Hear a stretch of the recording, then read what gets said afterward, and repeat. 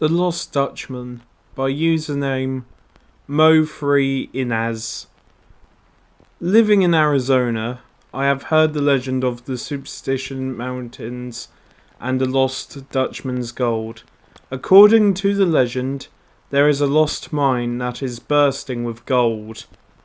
Many versions of this legend exist, but they all tell about the Dutchman who know the location. At his deathbed, he told his neighbour the location. Everyone whom supposedly gone after the gold has either gone missing or met with a shady death. I live in a city west of Phoenix, about 50 miles from the Superstition Mountains. I did my research on the area, and I read all the legends and studied all the maps. It seemed pretty well travelled, seeing that it is a state park and it has hiking trails. My motivation was curiosity rather than greed. So, I sat out on Friday afternoon. I was to camp there for the weekend. Upon my arrival, I grabbed my 9mm semi-automatic out of my glove box and fitted my weapon onto my belt. I had 2 magazines for it. Next, I grabbed my camping gear and provisions. Before starting my hike for the campsite, I had enough supplies for a week, but I planned to stay for the weekend. The Arizona desert is home to high heat and venomous creatures. As far as this area, there are snakes, scorpions and coyotes, and the occasional mountain lion. After I set up camp, I took a short hike around the area, looking for signs of animal tracks and droppings. I soon returned to my camp, ate a small dinner and decided to turn in for the night. The desert is tricky to say the least, hot during the day and freezing during the night. I woke up at 1 AM shivering. I checked my phone for the weather and saw I had no bars. My tent was illuminated briefly by the light of the screen. That is when I picked up on the noise. I grabbed my gun. I slowly thumbed off the safety and made my way to the tent opening. The sound was distant. It sounded like 2 men conversing in a Wild West sort of talk, along with the sound of 2 horses trotting. I could not make out what they were saying. As soon as I shone my light in the direction, the noise stopped.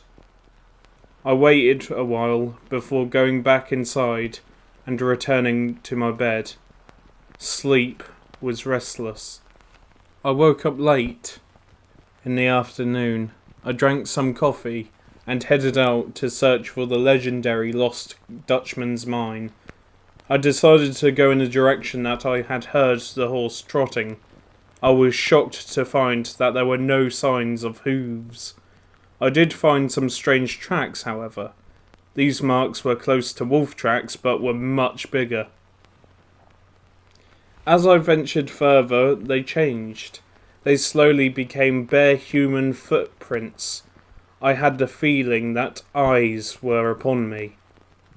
Looking up at a distant ridge, I saw him. I pulled out my binoculars. He was a man of at least 50. His face was one that sent a shiver down my spine. I waved my free hand, but he did not return my wave. Then something happened that made me drop my binoculars. There was a brief change in his eyes. I saw it for just a second. A light yellow glow. I quickly bent down to pick up the optics. When I looked at the spot again, he was gone. I made my way to the spot carefully. There was no sign of the man where he had been standing. There was a small animal bag. I opened it to find 4 small gold nuggets. Safe to say, I was excited. I scanned the area once again and saw not one living soul. The sun was starting to go down, as I started to make my way back to camp. I arrived full of hope and I was excited. I had found gold where others had failed. That is when I realised something was off. The front of my tent was ripped open. All of my water was gone. I looked for my food, and that too was gone. I looked around. I noticed in the sand someone had written a single word. Go. It was pitch black now. No way I was going to make the hike back to my car. Using my flashlight, I gathered enough to start a fire. I sat by it, not sure what I was going to do that night, but I knew that it would be no sleep. That is when I first heard help. I jumped and grabbed my handgun. I stayed close to the shadow of the tent and listened. I heard it again, closer and closer. I raised my gun. First from the east, then from the south, then from the east again. It was all around me. I yelled back, asking who was over there and over there. I kept asking the same bloody question. I am not proud to admit it, but I lost control of my bladder. Then the noise of running feet all around the perimeter of the campground. That's when I saw those yellow eyes in the brush, staring with hunger. I pulled the trigger over and over until the side locked back.